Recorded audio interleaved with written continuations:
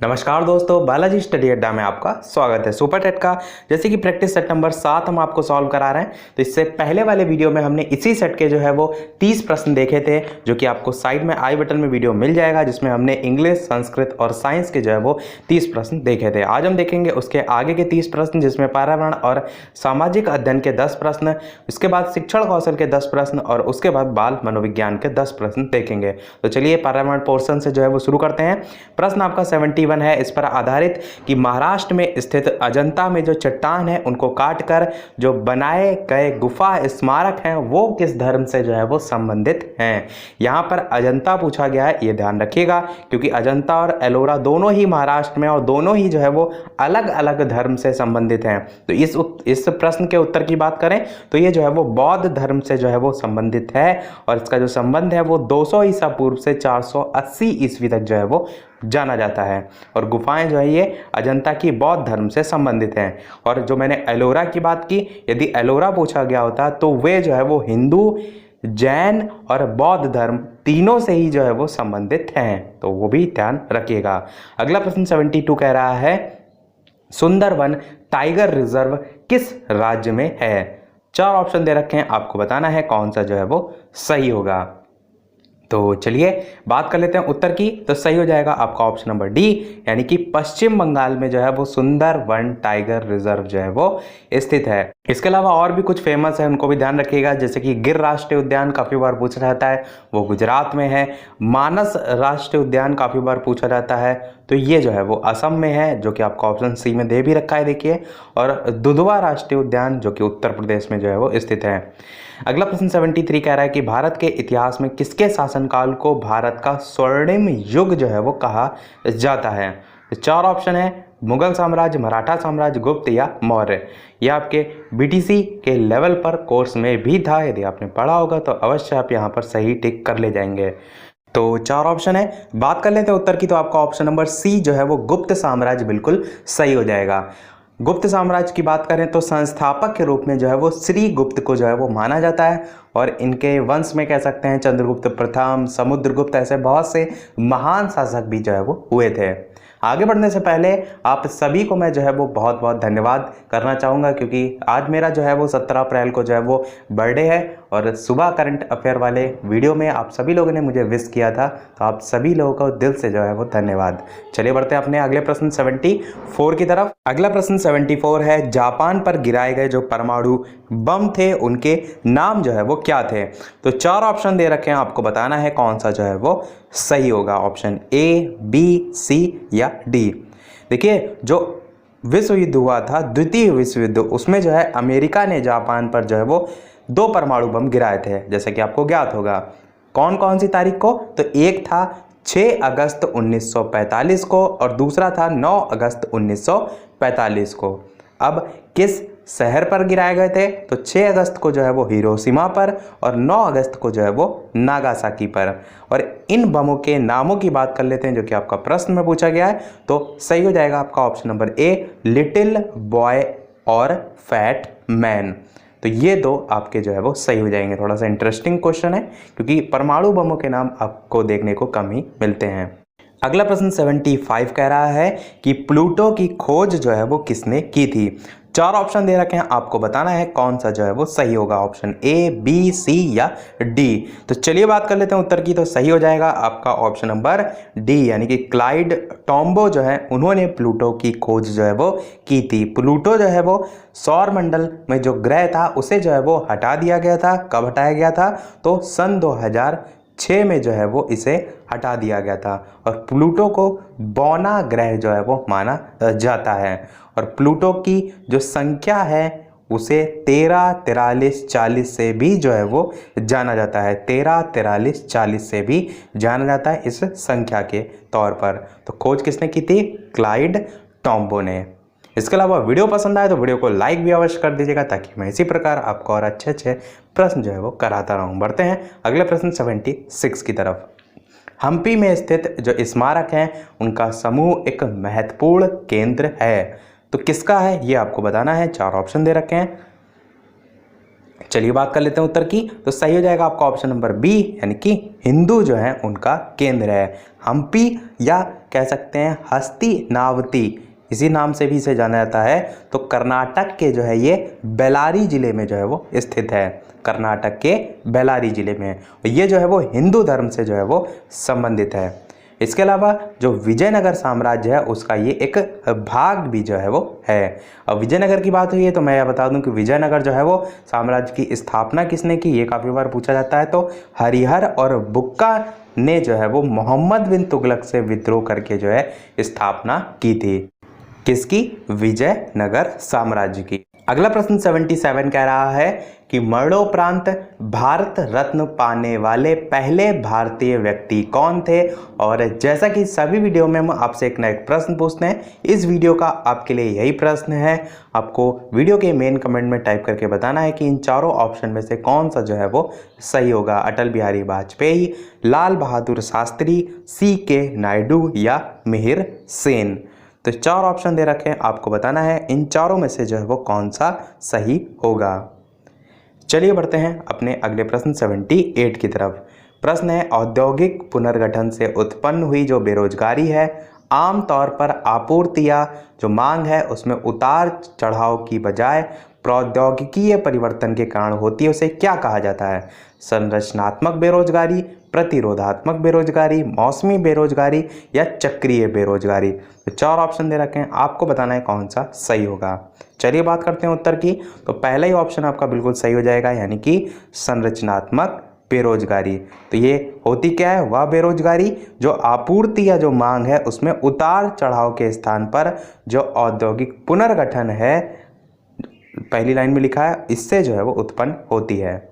अगला प्रश्न 79 है, उस प्रथम महिला का नाम बताइए जो भारत के किसी राज्य के उच्च न्यायालय की मुख्य न्यायाधीश बनी थी। 4 ऑप्शन है, मीरा कुमारी, लीला सेठ, अंजू जॉर्ज या पूर्वी जोशी। तो 4 ऑप्शन है, कौन सा सही होगा? सही हो जाएगा आपका ऑप्शन नंबर बी, यानी कि लीला सेठ। ये भारत की पहली महिला थी जो किसी उच्च न्यायालय जो है उसकी मुख्य न्यायाधीश बनी थी। ये जो है वो वर्ष 1991 में जो है वो हिमाचल प्रदेश उच्च न्यायालय जो है उसकी मुख्य न्यायाधीश बनी थी। हिमाचल प्रदेश की कब बनी थी? 1991 में। इसके अलावा फातिमा बीवी भी एक बहुत बार आपको कन्फ्यूज़न कर देता है, उनसे संबंधित भी प्रश्न पूछा जाता है। तो फातिमा जो बीवी हैं वो भारत की प्रथम महिला थी जो कि सर्वोच्च न्यायालय, यहाँ पर प्रश्न पूछा गया है उच्च न्यायालय, जब सर्वोच्च न्यायालय पूछा जाए उसमें जो न्यायाधीश बनी थी तो वो जो है वो फातिमा बीवी जो है वो बनी थी।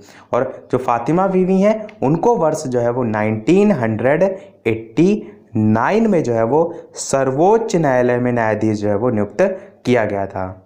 तो दोनों ही जो है वो ध्यान रखिएगा। लास्ट प्रश्न है आपका सामाजिक अध्ययन या पर्यावरण का। लोकसभा की जो बहस है वो किस भाषा में मुद्रित होती है? 4 ऑप्शन है, आपको बताना है इन चारों में से कौन सा जो है वो सही होगा। चलिए बात कर लेते हैं उत्तर की। तो सही हो जाएगा आपका ऑप्शन नंबर डी, यानी कि दोनों हिंदी और अंग्रेजी दोनों ही भाषा में जो है वो मुद्रित होती है। जो संविधान का भाग 17 है और अनुच्छेद कौन सा है? 343 से लेकर 351, इसका संबंध जो है वो राजभाषा से होता है। तो ध्यान रखिएगा ये साथ में अनुच्छेद भी। पढ़ते हैं चलिए अब अपने शिक्षण कौशल के 10 प्रश्नों की तरफ, जो कि 81 से 90 तक आते हैं। प्रश्न आपका 81 कह रहा है कि शिक्षण अधिगम सिद्धांत नहीं है क्रियाशीलता का, प्रेरणा का, रुचि का या प्रयोगात्मक कार्य प्रविधि का। तो 4 ऑप्शन दे रखे हैं, कौन सा सही होगा? सही हो जाएगा आपका ऑप्शन नंबर ए, यानी कि क्रियाशीलता का सिद्धांत जो है वो शिक्षण अधिगम सिद्धांत से संबंधित नहीं है। अगला प्रश्न 82, शिक्षण जो प्रविधि हैं उनके प्रकार हैं प्रश्नोत्तर, वर्णन, कहानी कथन या सभी। तो आप सभी जानते हैं सभी जो है हो जाएगा, ये तीनों ही जो है वो होते हैं।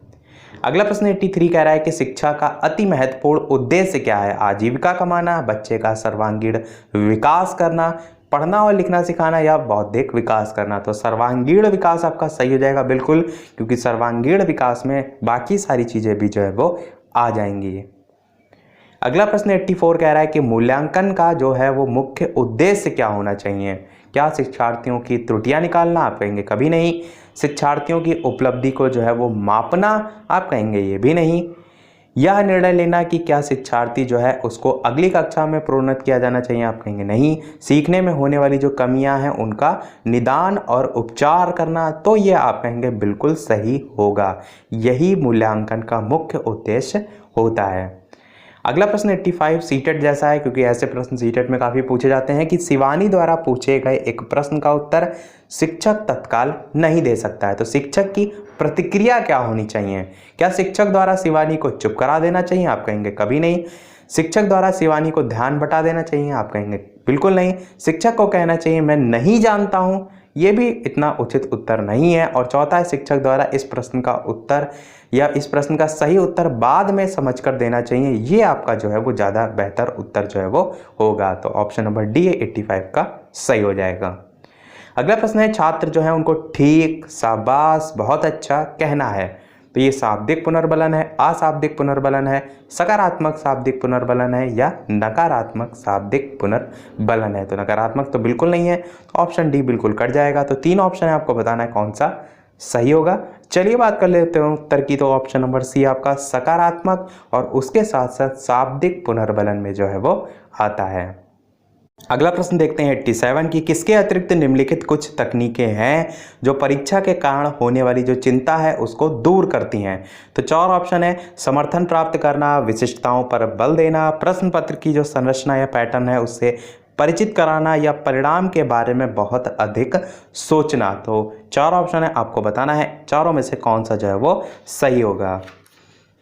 चलिए बात कर लेते हैं उत्तर की। तो सही हो जाएगा आपका ऑप्शन नंबर डी, यानी कि परिणाम के बारे में बहुत अधिक सोचना। इसके अतिरिक्त, क्योंकि इसको छोड़कर पूछ रहा है, निम्नलिखित कुछ तकनीकें जो परीक्षा के परिणाम होने वाली जो चिंता है उसको दूर कर सकती है, परंतु ये जो है वो नहीं कर सकती।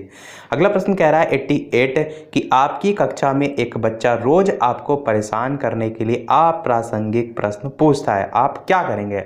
प्रधानाचार्य से शिकायत करेंगे, उसे डांटेंगे, उससे बातचीत करेंगे या उसके माता पिता से शिकायत करेंगे। तो 4 ऑप्शन है, आपको बताना है कौन सा सही होगा। आप सभी जानते हैं कि आप उससे बातचीत करके जो है जो सॉल्यूशन है वो जो है वो कहीं ना कहीं निकालने की कोशिश करेंगे, या कह सकते हैं कि जो शिक्षक है उसको समस्या का पता लगाने के लिए जो है वो जो छात्र है उससे जो है वो बातचीत करना आवश्यक, ज़्यादा ज़रूरी जो है वो होगा, ताकि उसकी जो समस्या है उसको दूर जो है वो किया जा सके। 89 प्रश्न के एक अध्यापक की दृष्टि में कौन सा कथन सबसे ज़्यादा अच्छा होगा।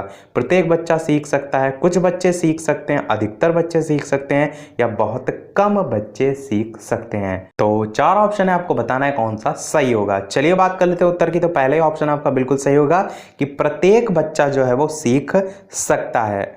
देखिए शिक्षक का कार्य क्या होता है, अलग अलग जो कौशल है उनका यूज़ करे और भिन्न भिन्न जो बुद्धि लब्धि वाले जो छात्र हैं उनके स्तर के अनुसार जो विद्यार्थी हैं उनको ज्ञान प्रदान करे। तो किसी भी स्तर का जो बच्चा है वो जो है वो सीख सकता है, तो प्रत्येक बच्चा जो है वो सीख सकता है।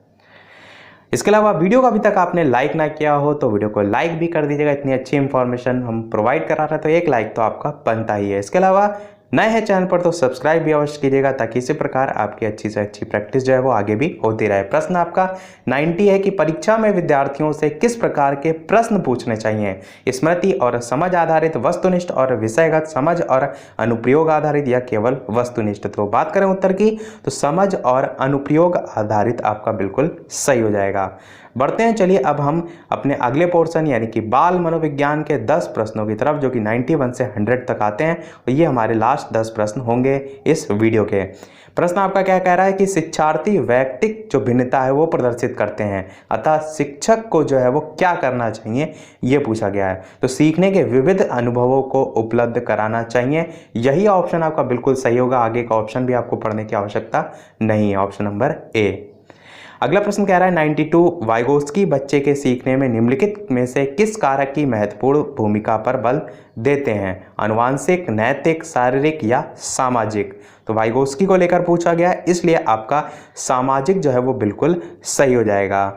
बच्चे के सीखने में सबसे प्रमुख कारक समाज का होता है, ये जो है वो वाइगोत्स्की ने ही जो है वो बताया था।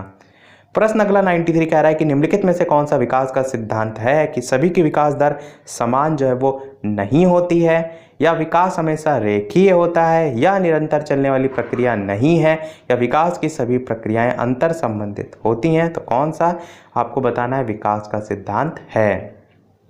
चलिए बात कर ले उत्तर की। तो पहले ऑप्शन आपका सही होगा कि सभी की विकास दर जो है वो एक समान नहीं होती, ये जो है वो विकास के सिद्धांत में ही आता है। अगला प्रश्न कह रहा है कि विकास शुरू होता है उत्तर बाल्यावस्था से, प्रसव पूर्व अवस्था से, शैशवावस्था से, या पूर्व बाल्यावस्था से। तो 4 ऑप्शन है, कौन सा सही होगा? सही हो जाएगा आपका ऑप्शन नंबर बी, यानी कि प्रसव पूर्व अवस्था से ही जो बालक है उसका जो है वो विकास जो है वो शुरू हो जाता है।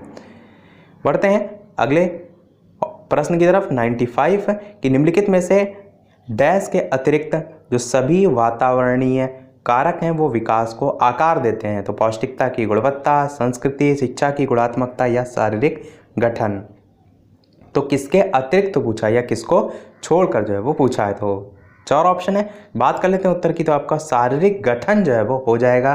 तो शारीरिक गठन के अतिरिक्त जो सभी वातावरणीय कारक हैं वो विकास को आकार जो है वो देते हैं। अगला प्रश्न 96 कह रहा है कि श्रवण ह्रास से ग्रसित बच्चे कक्षा में किस मुख्य नैराश्य या कुंठा का सामना करते हैं। श्रवण ह्रास मतलब सुनने में किसी प्रकार की यदि दिक्कत है तो वो इन चारों में से किसका जो है वो सामना करेंगे।